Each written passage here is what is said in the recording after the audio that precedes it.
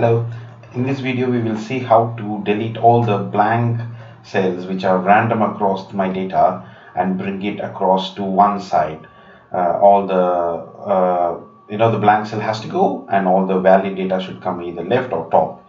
So let's see that. So this is my data in the spreadsheet. So I'm gonna remove all these blank cells and move to the left side, which means in this row I don't have any data between column 2 until column 5. So all this has to go, and I want to move my column 6 towards the left and come into the move it to the column 2. Yeah, that's my motive. So quickly, first you have to select the range.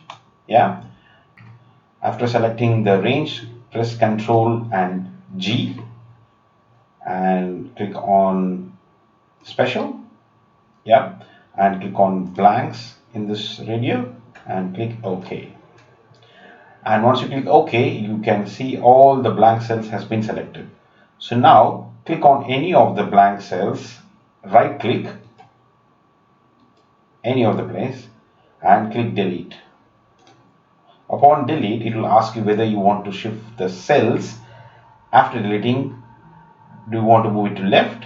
If you click left, which is what is being selected, and click OK, you can see all the cells has been moved to my left.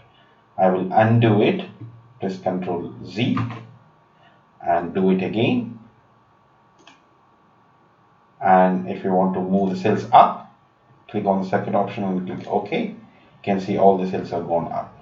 Similarly, I will undo one more time. Ctrl Z, right click, delete. And if you don't want any of the columns which are blank, get rid of that. Click the entire column and click OK, then all are gone, because every column has a blank cell, and except the column 1. So I'm going to bring it back. So this is how you quickly delete all the blank cells in a spreadsheet. Hope this will be helpful if you are handling a bunch and chunks of data. This is a very shortcut method. Okay, thanks for watching. Bye.